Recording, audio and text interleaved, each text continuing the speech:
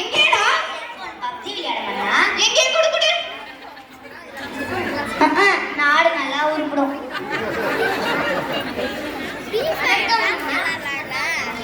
பிரபலமான சுபாகுரு செல்வன் கண்பனை உரிமையாளர் வந்துள்ளார். வளர்ச்சல் அப்படியே ஆகட்டும் மன்னா. விளையாட கூட நிம்மதி இல்லை.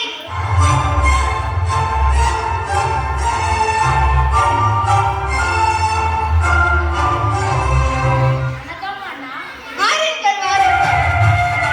சூடாக என்ன சாப்பிடுறீங்க? எதுவும் வேண்டாம். தாங்கள் வந்ததின் நோக்கம்? மன்னா, எங்க பிரபலமான டுபாகோ கம்பெனி சிக்ஸி மாம்பழை உங்க நாட்டை அறிமுகப்படுத்த பெர்மிஷன் வேணும். நீங்கள் எதையும் என்ன மன்னர் வைத்துக் கொள்ளுங்கள். ஆனால் எனக்கு புரிகிறது மன்னா. உங்களுக்கு சேர வேண்டிய கமிஷன் சரியா வந்துடும். நன்றி. ஆஹா ஓஹோ அருமை அருமை.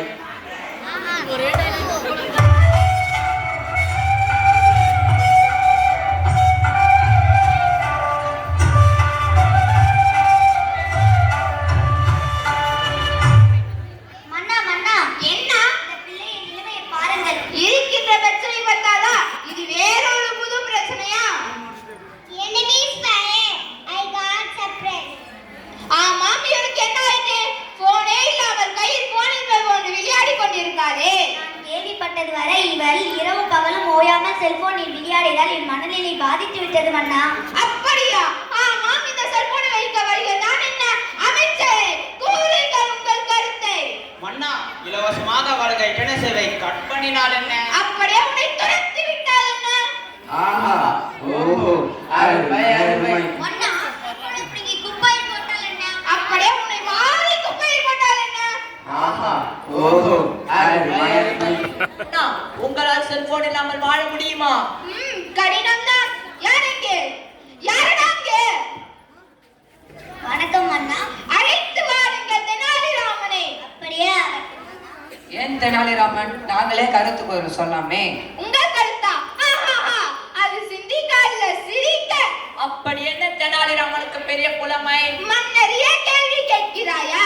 ஏன் நமக்குள் வாதம்? தெனாலிராமனிடம் 10 கேள்விகள் கேட்போம். அதற்கு சரியாக பதில் கூறிவிட்டால் அவரே அறிவில் சிறந்தவராக ஏற்றுக்கொள்ளலாமா? அப்படியே ஆகட்டும் மன்னா. தெனாலிராமன் வருகிறார் வருகிறார் வருகிறார். மீண்டும் பிரச்சனையா?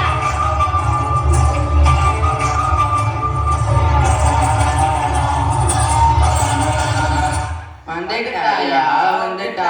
வணக்கம் அண்ணா, தாங்கள் என்னை அழைத்ததின் நோக்கம்? வாருங்கள் தெனாலிராமா, நான் இப்போது உங்களின் புலமையை நிரூபிக்க 10 கேள்விகள் கேட்கப் போகிறேன். அதற்கு சரியாக பதில் கூறிவிட்டால் நீங்களே அறிவில் சிறந்தவராக அறிவிக்கப்படும்.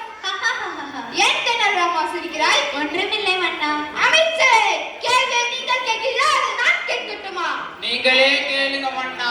பிரிக்க முடியாது. கல்வியும் நல்லொழுக்கமும். பிரிக்க கூடாது. பெற்றோரும் பள்ளியும். சேர்ந்து இருப்பது. ஆசிரியரும் மாணவரும். சேராதிருப்பது. வறுமையும் நோயும். பார்க்க கூடாதது. தொலைக்காட்சியும் தொலைபேசியும். பார்க்க கூடியது. நேரமும் பள்ளி பேருந்து. அறிவுக்கு கல்வி. கல்விக்கு பள்ளி. பள்ளிக்கு அஸ்வினி மேல்நிலை பள்ளி. ஆஹா ஓஹோ அருமை அருமை.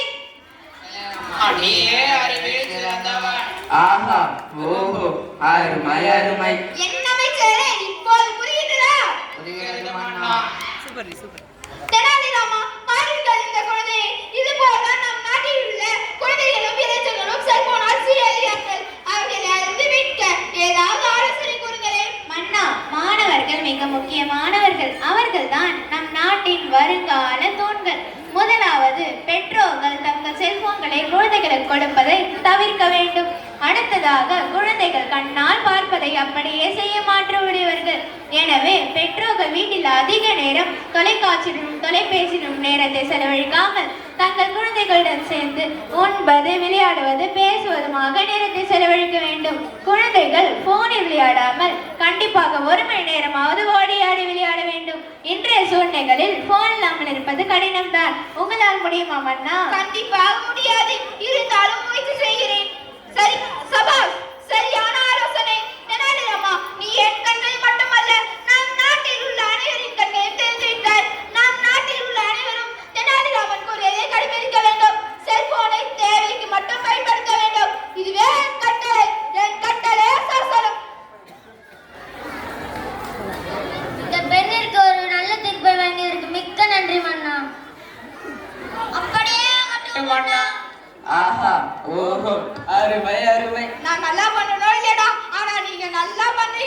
இத்துடன் அவை